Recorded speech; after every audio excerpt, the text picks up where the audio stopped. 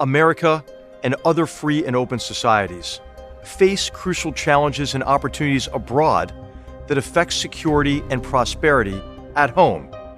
This is a series of conversations with guests who bring deep understanding of today's battlegrounds and creative ideas about how to compete, overcome challenges, capitalize on opportunities, and secure a better future. I am H.R. McMaster. This is Battlegrounds.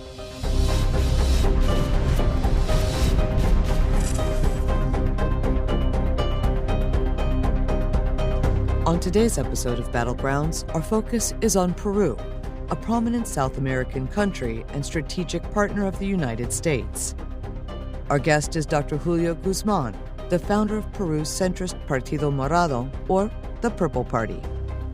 Dr. Guzmán began his career as an economist at the Inter-American Development Bank in Washington, D.C., and taught at Georgetown University and the University of Maryland. In 2011, he served as Peru's Deputy Minister of Labor. The following year, Dr. Guzmán became the Secretary General of the Office of the Prime Minister.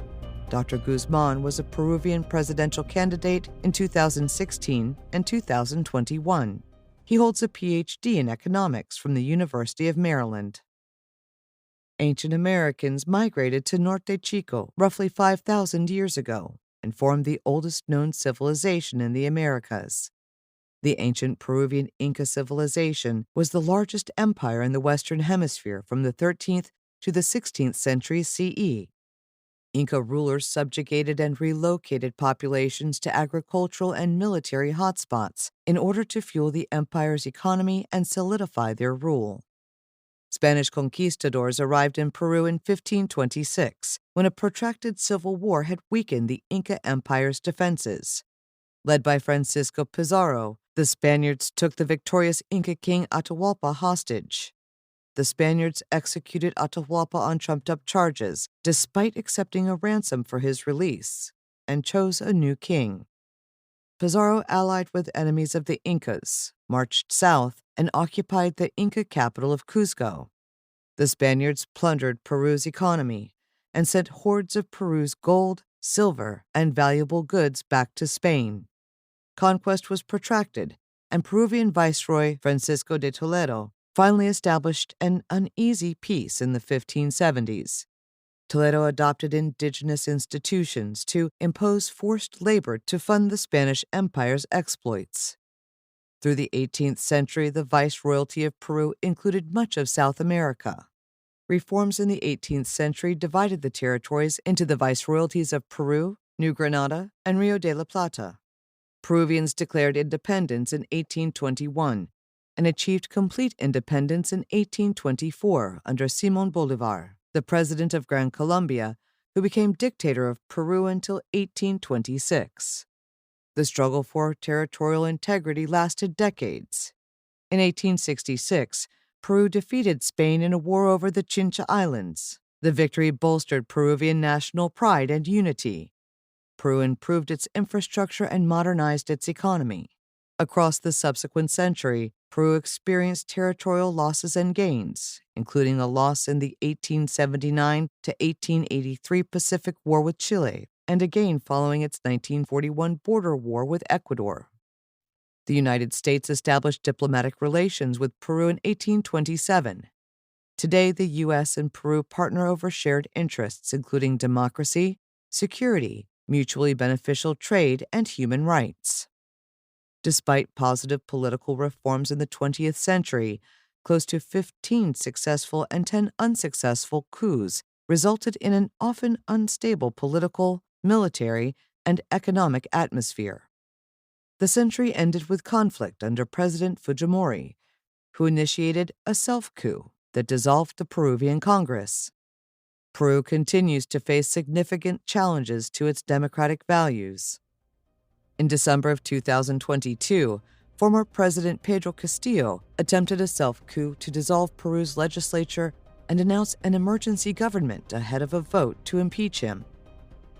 Peruvian authorities ousted and arrested Castillo, and violent protests erupted. Governments across the Americas remain divided over their support for Castillo or the current president, Dina Boluarte. We welcome Dr. Guzmán to discuss Peruvian politics, increasing Chinese influence in Latin America, and political, security, and economic trends in the region.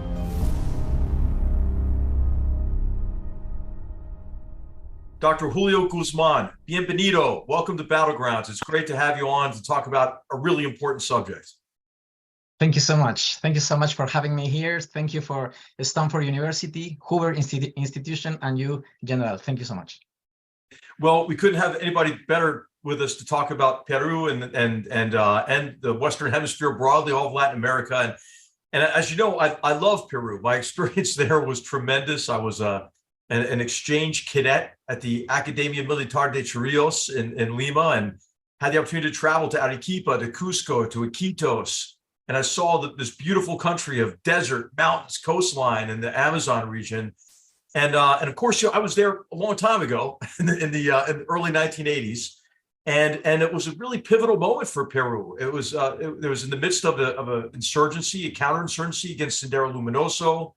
The Soviet presence was leaving. Wherever we visited, we saw Soviet soldiers and advisors trying to hide from us. And there was a big shift going on in terms of much better relations with the United States. And so I wondered if you might just share some history with us, the history from that period through what's been a pretty turbulent time, of presidents accused and convicted of corruption, and now the social unrest and polarization. Could you kind of explain to our viewers your view of recent Peruvian history? Of course. First of all, I'm very glad that you like Peru. It means like you have a very good taste of my country. It has an amazing history, and of course, a lot of diversity, geographic diversity, cultural, ethnic. It's a beautiful country. But as you said, it has many challenges. And just to put it in one idea, I believe that the difference between the 70s and the 80s and now in Peru is not about the structural problems. The structural problems are still there, which is inequalities, lack of opportunities, discrimination, racism, and all those kinds of things that are really structural. I believe that the difference now are because of two factors. The first one is that the world has changed and has affected the economy, the country, and the region in general. But the second one is that we, as Peruvians, has lacked of political reform and electoral reform. That is something that we can talk about later. But I believe there are these two factors: the world that has changed, and also a series of reforms that we were not able to do. Well, our viewers heard and saw in the opening about Pedro Castillo's self-coup, and so that would bring us to the present, and seems to be maybe a manifestation of this lack of political reform. And I think there was a poll in December where 44% of Peruvians supported this kind of self-coup, the effort to the effort to dissolve the legislature, despite it being unconstitutional. So could you kind of explain the dynamics in Peru today, maybe as the result of what you've already cited as a lack of political reform? Yes, well, first, I think that analyzing Pedro Castillo, former government, is not going to give us a holistic look about what's going on in Peru. I believe that Castillo is just a manifestation. It's a manifestation of many changes that has interacted over these last 2 decades.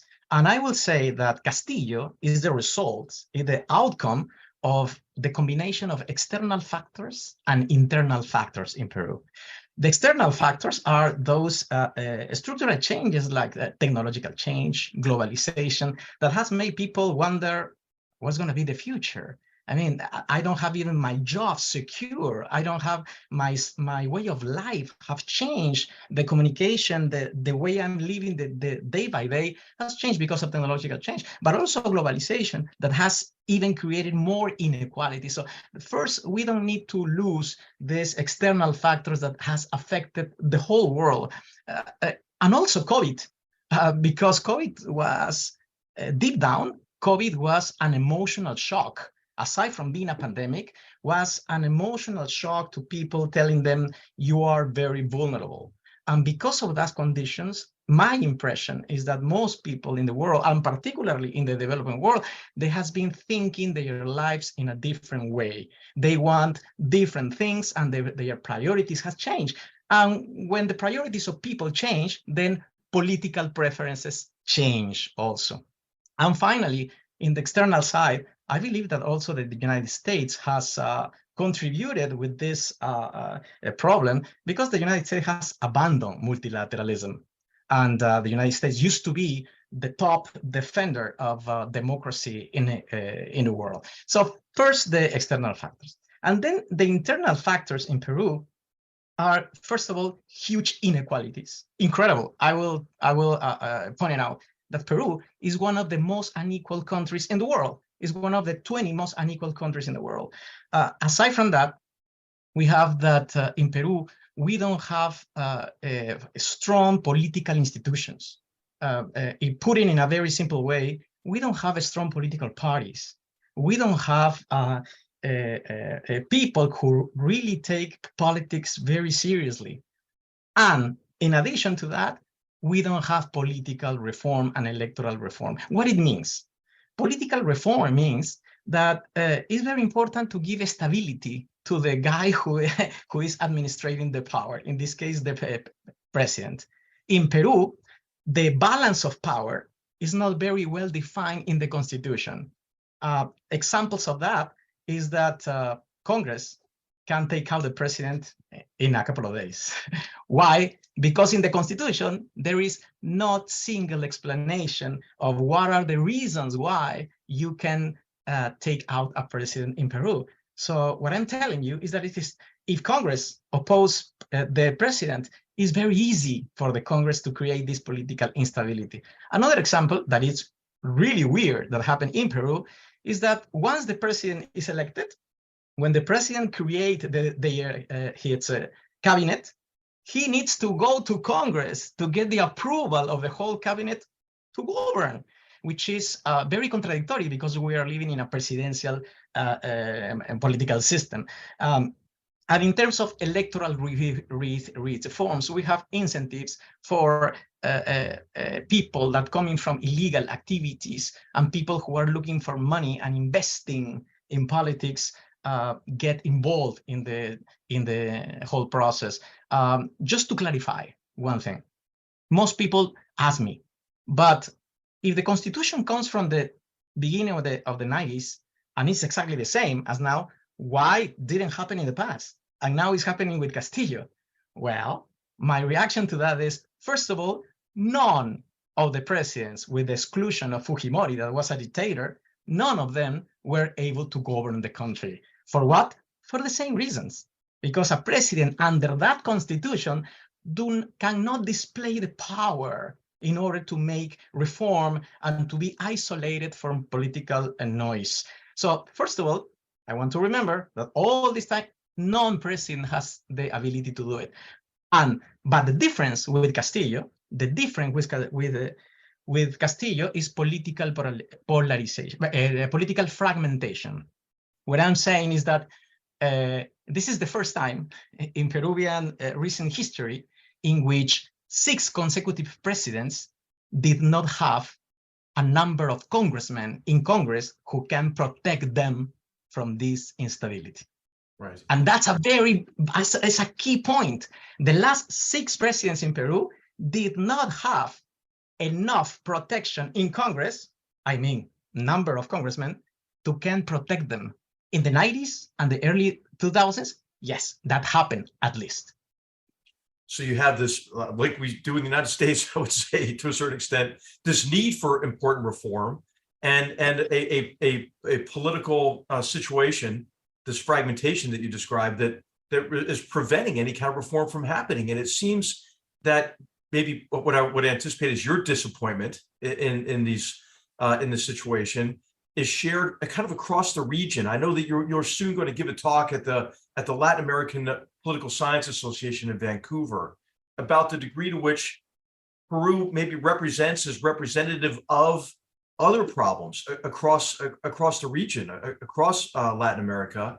Could you maybe talk about that and maybe describe for our viewers what some are calling this sort of pink wave of of socialist movements, maybe socialist authoritarianism.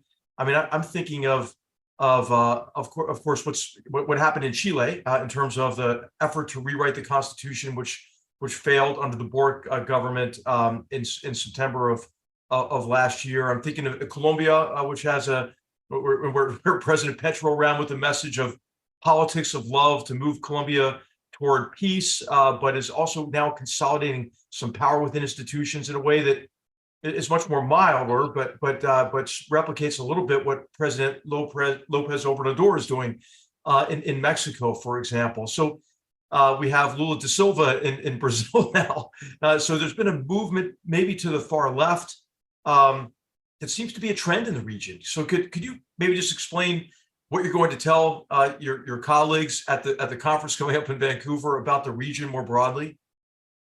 Yes, I think as a Peruvian, I am very interested of what's going on in Peru, but from a more ample perspective, I believe that Peru is just an example of what could happen in the whole Latin American region in the next years. What I just said about Castillo is that the political chaos that was created was the combination of a mess in international context and also very difficult conditions internally. When those conditions are not favorable, you have an explosion. And that's exactly what is going to happen in Latin America. Empirical evidence show that the countries that has been able to confront these external changes are the ones that has strong institutions and rules that are respected. What is going to happen in the next years, I believe, is that this political instability is going to spread in the region because the region share exactly the same conditions. I'm gonna go deep in this point. What are the consequences of a person like Castillo? Because for me, it's just a manifestation. It's political chaos, which means total improvisation, no plan of government, no ideology. I'm gonna even explain why I think that way. No technical team, nothing, no experience in government. So this situation in the whole region, it's creating the perfect conditions for this kind of person to emerge politically. One of my main ideas about Latin America is that I believe we are making a mistake thinking politics in the region in the left and right axis, in the left and right political axis. We used to do that in the 70s, in the 80s, and we are prone to do that and say, oh, this is happening because governments are on the left or are on the right.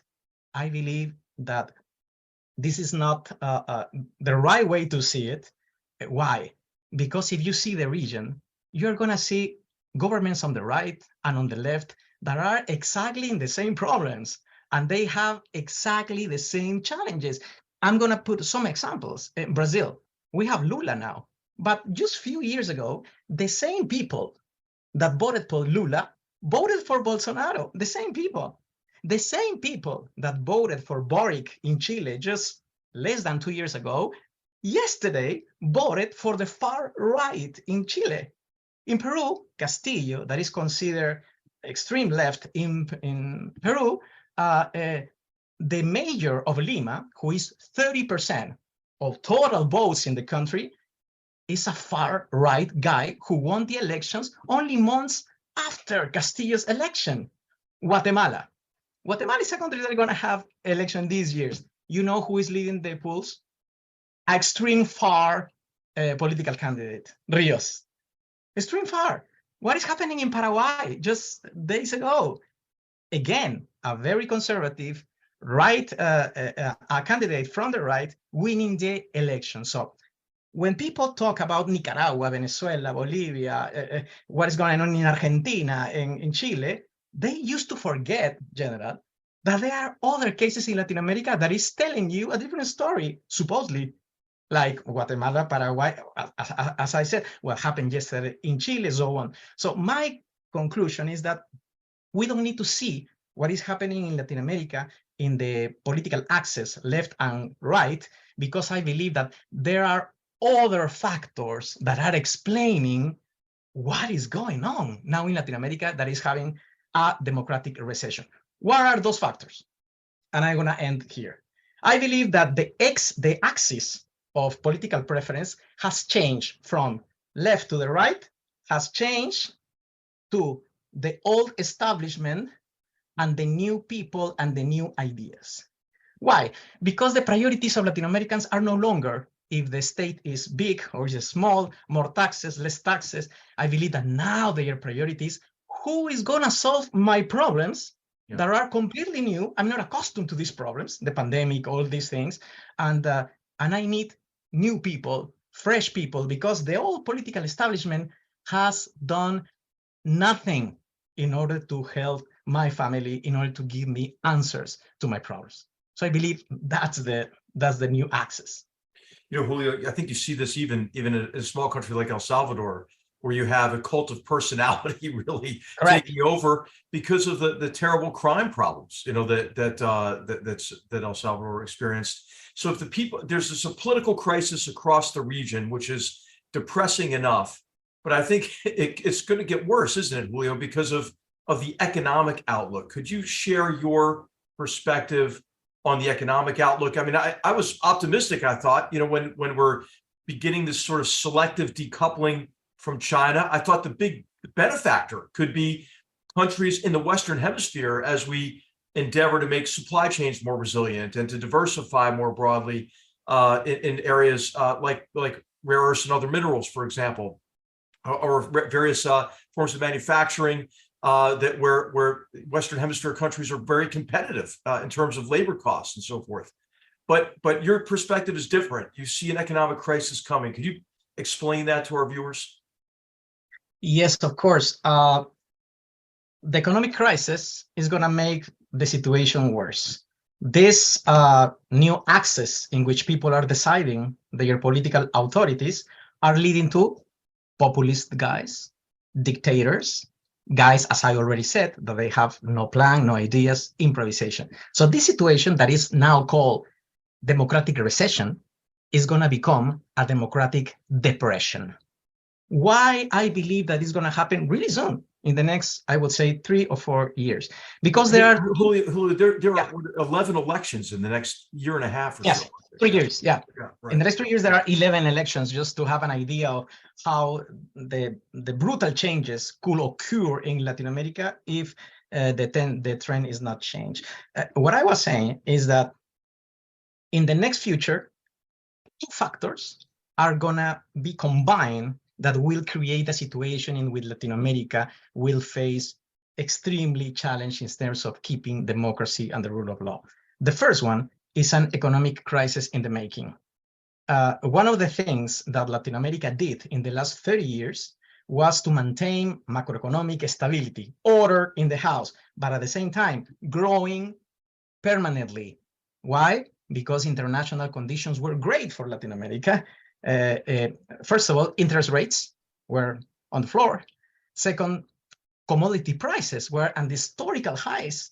And finally, China and the world economy was expanding. And of course, the demand for Latin American products increased. If we remember that 80% of Latin American GDP depends on those external factors. It's good news and bad news. Good news because all this period we have been benefit for that, but bad news because we don't have control of our destiny. We are a natural resource-oriented region. Why this is important in the analysis that we're doing in the next years? It's important because those 3 conditions that I already explained have completely changed. Interest rates now are increasing very significantly. Then commodity prices are really volatile. We don't know where are going, and the global economy is in recession, and it's a recession.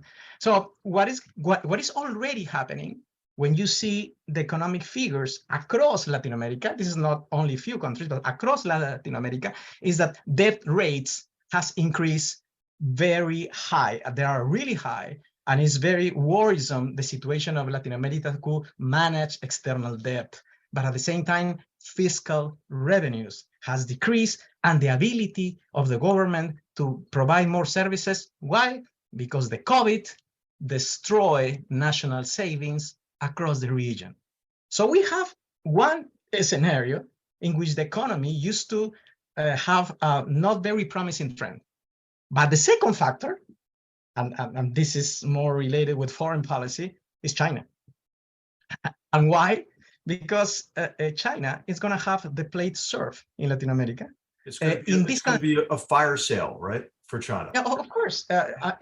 I always say China is the pawn shop of Latin America.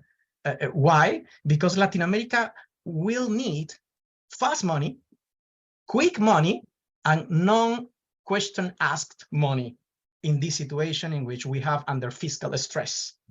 And no commercial banks, no the Inter-American Development Bank or the IMF or the World Bank are able to do that. China is able to do that because it's a dictatorship. They have vertical institutions and they can make decisions very quickly. The presence of China in Latin America has been incredible in the last 15 years. And China, because of challenges that China has in his own economy, China is forced to move resources from China to the developing world. So in the next 3 or 4 years, the result is going to be a region that is going to be under economic stress, but at the same time, pressures of illiberal values and illiberal ideas coming from countries like China and Russia that will keep trying to increase their presence and their ideology in the region. And for our viewers, I would like to tell them to read more about this in your excellent foreign affairs piece recently on China's influence in the region, and just a few statistics, to continue in this conversation. Trade between China and economies in Latin America grew 26-fold from the year 2000 to the year 2020, and is expected to double by 2035. From 2018 to 2020, 2-year period, China invested $16 billion in overseas mining, including investing in South America's lithium triangle. This is the area Argentina, Bolivia, and Chile. And those countries, of course, account for 56% of the world's lithium resources, which, of course, is a mineral in very high demand because of batteries and electrification and so forth. The PRC is the largest investor in Peru's mining sector, as I'm sure you know, controlling 7 of Peru's largest mines. And so you have the economic influence growing, but in a way that's predatory, Julio. I mean, I look at countries like Ecuador, and the huge dam that was built in Ecuador, that when it was turned on, the turbines were turned on, they got clogged with silt, they blew out the power grid, and Ecuador's indebted for many generations to China for this expensive and ineffective project.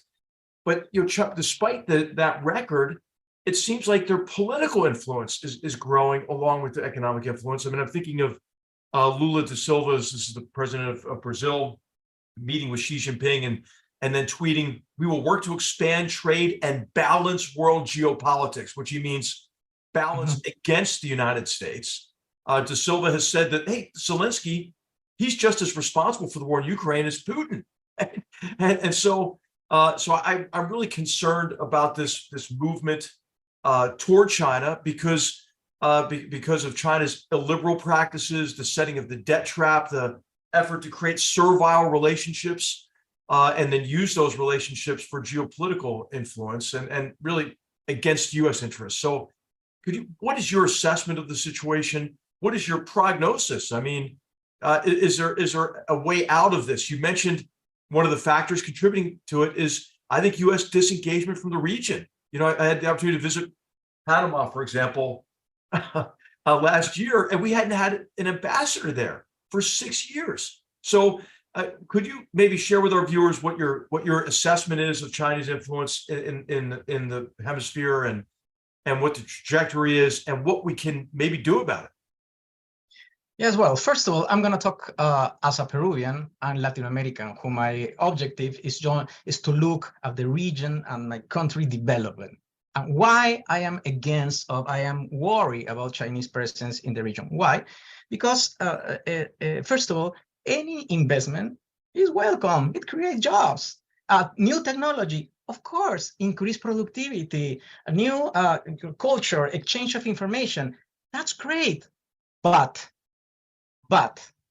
if that kind of intervention is going to affect the rule of law, is going to affect the respect for national constitutions, is going to affect political sovereignty in countries, and also at the same time is going to affect democratic values, then that kind of intervention needs to be regulated. Of course, nobody is here talking about against Chinese investment. No, what I'm talking about is the corrosive Chinese influence in the region. The good one, we need to say, okay, that's great, the good one. But unfortunately, Chinese presence, a big part of Chinese presence is eroding rule of law, institutions, the constitution, and democracy. Let's put some example for people to understand what I'm saying. Loan contracts. Chinese are lending money to many Latin American countries. And what are the conditions of those contracts? For instance, one condition is that the contract should be absolutely confidential. The governments cannot make public. That is against our own rules. And at the same time, it takes degrees of freedom from ministers of finance to manage debt. At the same time, for instance, this kind of contracts also force Latin American countries to pay first China in relation to the other creditors if something goes bad. This violates international standards. And finally, most of Chinese loans to Latin American countries include a clause in which said, this country is going to pay the whole debt immediately if the country creates a public policy that is against China. Right. Not a public policy related with the contract, a public policy in general. This is just one example on how Chinese intervention that we can see, oh, it's good for the country, indeed is eroding rule of law and institutions. I'm going to end with this. Why the rule of law and institutions over investment of that kind? Why? Because empirical evidence across the world said conclusively the two most important factors to achieve human progress and economic development are the rule of law and the quality of institutions. Right. That's why I'm worried. And of course, there's no transparency associated with these agreements either. And I think, I think it's a setup. It's a setup for a catastrophe potentially. And some things in life are black swans, right? Unanticipated events with unforeseen consequences. And other things, I think we could call them pink flamingos. I mean, they're right in front of you and they're quite obvious. And I'm thinking about maybe potential geostrategic crises, like we saw with the reinvasion of Ukraine in February of last year. But also, what about something like even more aggression toward Taiwan or in the South China Sea? What would the impact be on Latin America of a geostrategic crisis precipitated by Chinese aggression? What happens after China blockades Taiwan or even maybe tries a cross-strait invasion? Well, what China is doing is transiting from a different kind of presence in the region. At the very beginning, some years ago, China invested a lot in natural resources, in particular projects, some infrastructure, utilities. So they concentrated their investment in hardware, we'll say, hardware. But now, over the years, the Chinese has transited from hardware control to software control. What it means, software control in the region, means that China is trying to take control over the networks of how the economy works. For instance, telecommunications, value chains, important military posts, strategic critical infrastructure in the region like ports, mega ports. So what we are seeing is that China is updating his strategy in Latin America. It's no longer hardware and mining and natural resources and food stuff. Now China is taking control of the design of the architecture. And now in the 21st century, it's much more important to have control over the software, of the rules, than over the hardware or the concrete things. So, and this is the way they are doing this in Latin America. What is going to happen for instance, Chinese invasion in Taiwan, that nobody's talking about this, is going to have critical consequences the next day, not in the next 2 months, but the next day. Why? Because one of the things that are going to happen is that the next day, Latin American countries will receive a lot of political pressure from both China and the United States to take sides. In the case of the United States, to help or to complement efforts for economic sanctions. They're going to be there. We know they're going to be there. But on the other hand, China, that is going to push not to do that because of the incredible economic interdependence and the dependence that China has created in Latin America to its economy. But economically, also it's going to be effects in the next day if China invades Taiwan. And the reason is pretty simple. China is it's going to be limited in the value chain production of technology and also industrial stuff. And guess who are the most important providers of those kind of natural resources? Latin America. What is going to happen with China is going to adjust GDP growth immediately in that year. And what is going to happen in Brazil, Argentina, Paraguay, who export food stuff? They are going to be affected. So invasion of Taiwan is going to create political instability and is going to create it's going to have an effect on economic growth immediately. Of course, affecting jobs, affecting poverty, and so on. But this is plus the idea that we already discussed. So the situation is not very promising. You, General, said, why the United States or the Western world are not talking about this? And I talked to many people here in Washington. I met maybe more than 100, not only experts, but also international organizations to raise awareness about this issue. And my guess, why they're not talking about this is in part inertia. Inertia, the fact that over so many years, the priorities of the state has been in other parts of the world. Second, I believe that people took for granted Latin America. Yeah. They believe that because we share cultural ties and we have been, sharing liberal values, there is not going to change, and there was a mistake. But I think there is another reason, and I believe that within the United States, leaders has started losing faith in their own values, and it's sad, but it's true. You see how U.S. politics is going, and there are people who are really rejecting American values and rejecting Western values, and I believe that this has a huge impact of the decision of the U.S. government to have a solid foreign policy based on a couple of values: democracy and the rule of law. And I think that has been important in this situation. Yeah, I think you make a really important point, right? We have to have a competent foreign policy and economic policy in the hemisphere, but we also have to be confident in our democratic principles and institutions and processes. And I think our confidence is shaken for a number of factors, which we can talk about another time.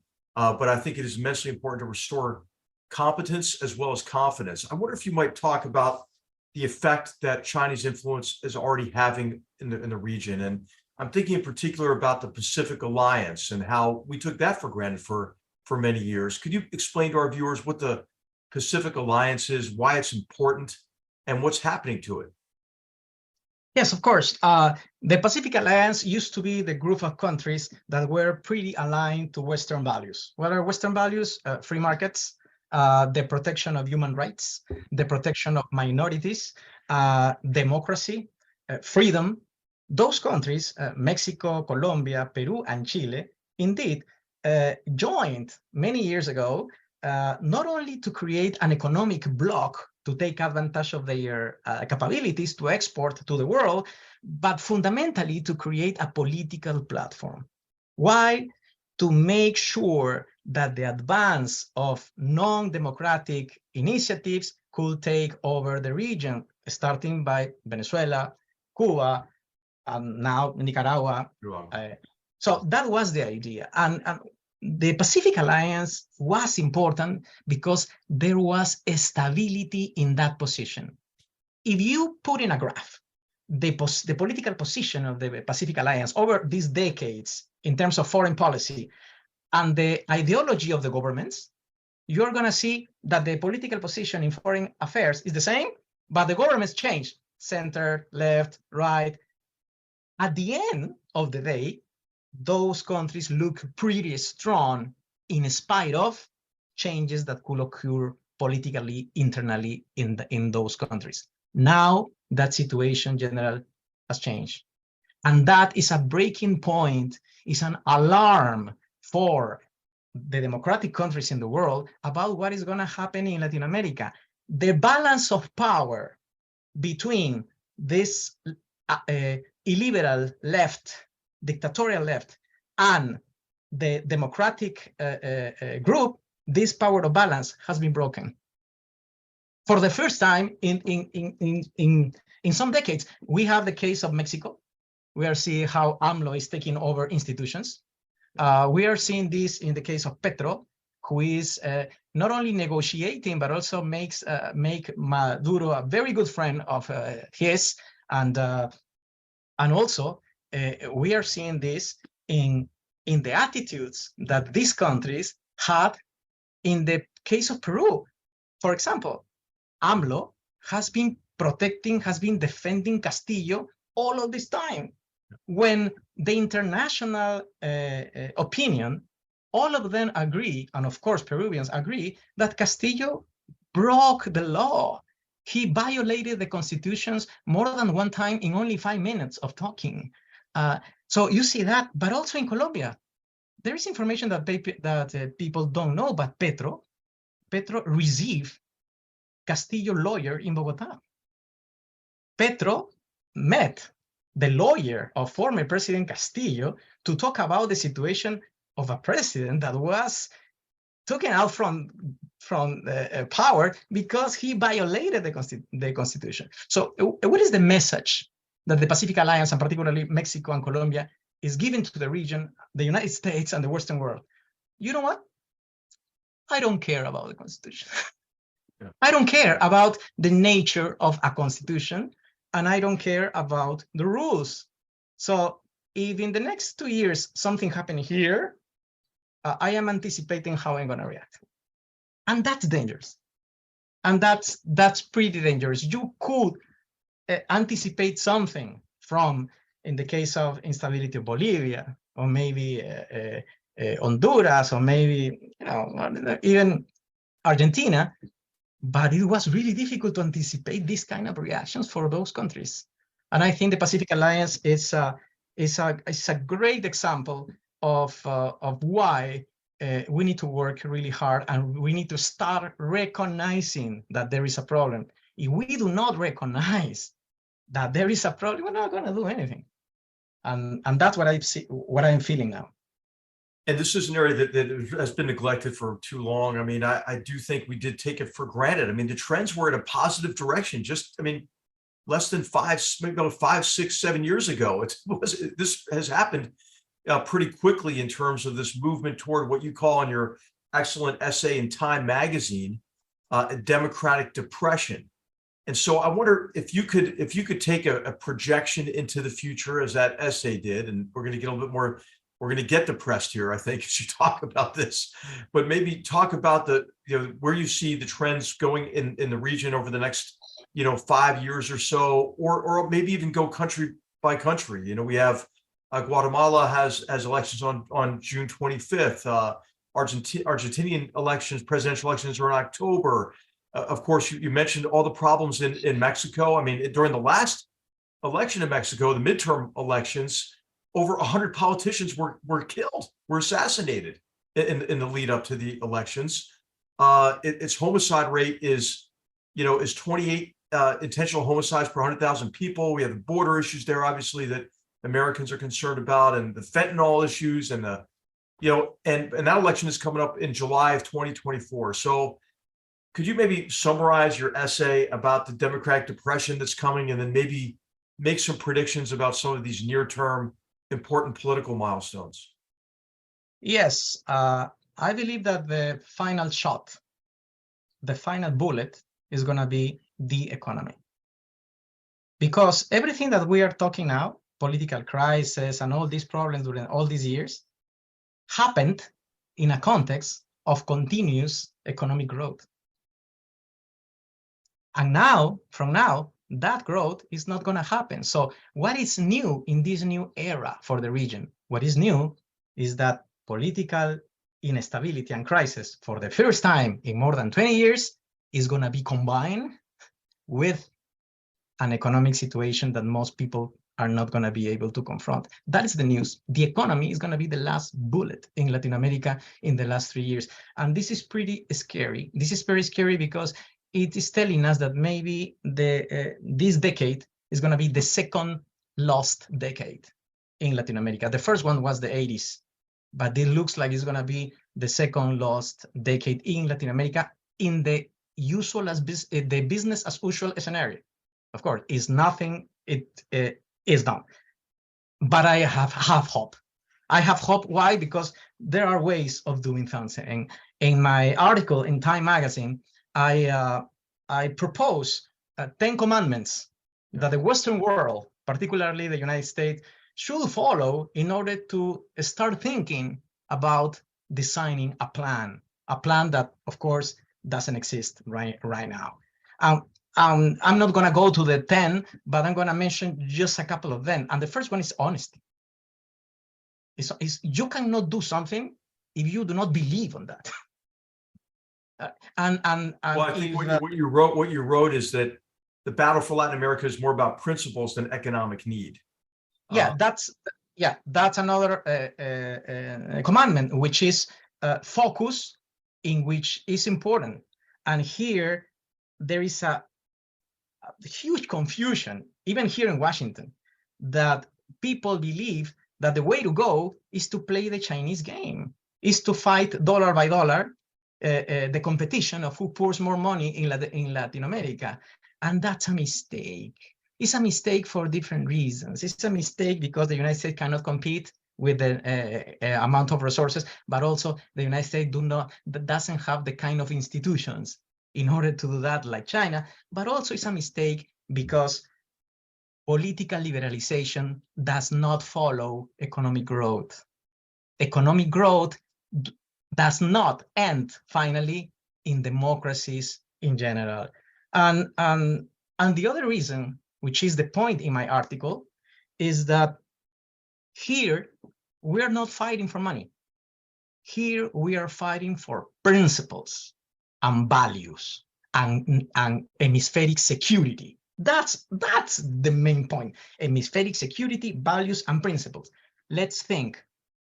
How could you build the rule of law, the rule of law and institutions?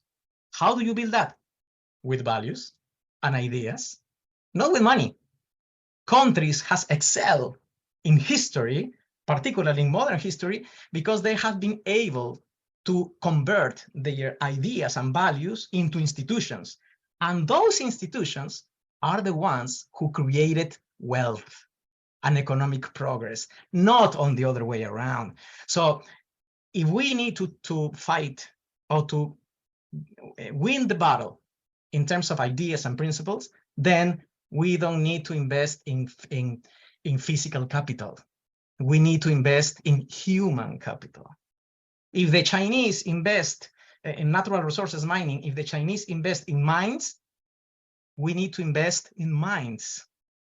And I think that's the difference. If we train leaders, if we work at the base of the social pyramid, training people, make them understand how democracy and how the rule of law is important for them and for their children and for their family, then we're going to have in the future a new generation of people that are going to have stronger values and they're going to make better decisions. We need to go. This is the way to go. This is the way to go, to focus on human capital and to engage with Latin America in order to do that. I talk about how to do that, but I'm not gonna go deep in that issue here. Well, you mentioned education prominently in this essay. Could you maybe just say a little bit more about that in terms of what you think could be done in a concrete way to improve education, which of course in turn would help strengthen institutions and governance and economic policies, for example?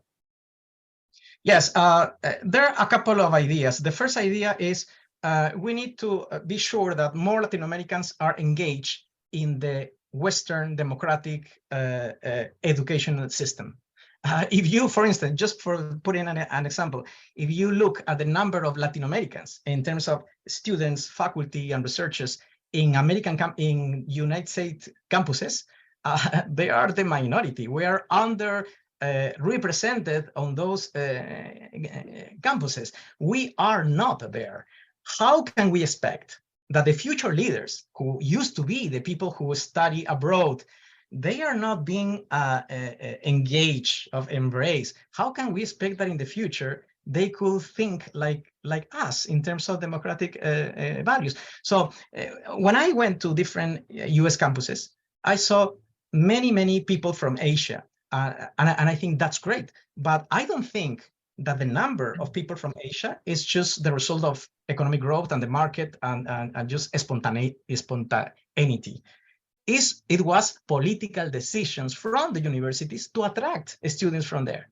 So it's important to create incentives, fiscal incentives, for instance, to private universities and other kind of incentives for public universities here in the United States to be able to attract more young people that in the future, in the next 10 years, are going to make decisions at the political level and also on the private sector level in their localities, but also nationally. So this is one big, ambitious policy that we need to do, and is doable. Why is doable? Because we are seeing that in the case of Asia. And the second idea is to create these centers for democratic leadership in Latin America, across the region. How they work? In Latin America, you have a huge dispersion of many organizations, political organizations, particularly young people, but are dispersed. They are not connected. They do not coordinate, and they have a great heart, but they don't have a very solid liberal ideology. So we need to go there in order not to create them from scratch, but give them the tools. What it means that create networks among them, start understanding lessons learned, giving them the tools for mobilization and organization, training them in why democracy and the rule of law is important, helping them in order to express their ideas in the locality and a national level, in the political dynamics.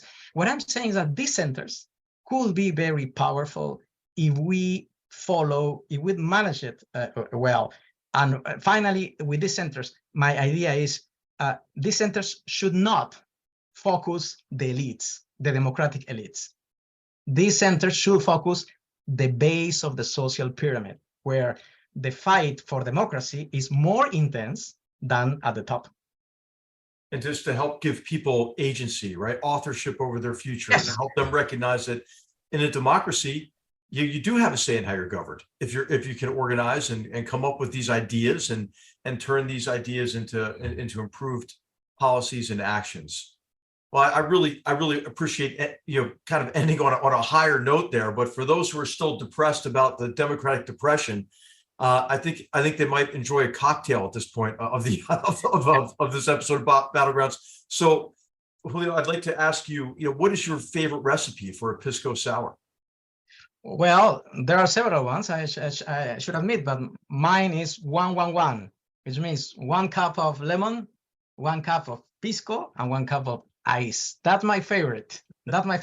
But anyone who goes to Peru must have a pisco sour, which is I visited many countries in the world, but honestly and transparently, there is no better than Peruvian food and Peruvian pisco. Nothing. When I traveled in Chile, I heard something similar, but I didn't believe it. My early days in Peru convinced me that the best pisco sours are indeed in Peru, as well as the best ceviche, I would say. Yes, yes, of course. Peru is the best place to eat in the world, I'm sure.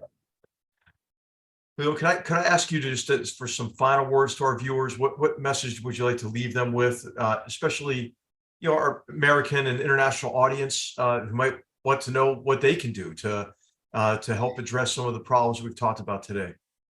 Yes, I think as a reflection, I think we need to learn from history.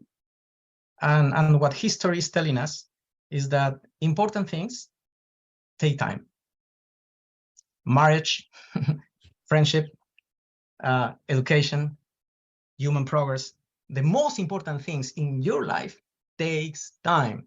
When we talk about what is going on in Latin America, we need to be, we need to have this tranquility to understand that this is going to take time, that maybe this is not going to be solved in the next 3 or 5 years, but I assure that if we work 10 years, we are going to see some results. The Chinese has done everything that we are talking here in 15 years. So why we don't have that patience and that perspective to do things cautiously and believe on that? This is one. And the second idea that I would like to share is that for policymakers, international policymakers, is that Latin America is no longer Latin America of the 80s. Sometimes when I talk to officials and I talk to people interested in the region, they believe that they can treat Latin America like 20 years ago. No, the dynamics of politics has completely changed. We are in a multipolar world. There is no, in the past, that the only door that we can knock was the United States. Now we have others. But at the same time, 20 years ago, Latin American countries were, very depressed, no economic growth. Now you have countries that the situation have changed. And fundamentally, the difference now is that you have a romance that is in the making. And that romance is Latin American and Chinese romance. There is Latin America used to be the partner of the Western world, a rocky relationship, of course, a rocky relationship. But at the end of the day, everybody was aligned with democracy, with freedom, with rights, right? Now, that past relationship is being threatened and is being challenged by a new contender, but a new prince that is telling stories, and they can finally get a solid relationship that will, in the long run, damage everybody of us, particularly Peruvians and Latin Americans. Well, I can't thank you enough, and I hope that maybe there will be some kind of a Bolivarian reaction to Chinese influence and malign influence in particular in the hemisphere. Dr. Julio Guzmán, in your recent essay in Foreign Affairs and today, I really appreciated everything you had to say, but I really like this idea of investing in minds, MINDS. Right. Correct. And of course, that's what we endeavor to do with the Battlegrounds series. On behalf of the Hoover Institution, I can't thank you enough for helping us learn more about a critical and sadly a neglected battleground, important to building a future of peace and prosperity for generations to come. Thank you so much for being with us. Thank you so much, General. Thank you very much. Battlegrounds is a production of the Hoover Institution, where we advance ideas that define a free society. For more information about our work, to hear more of our podcasts, or view our video content, please visit hoover.org.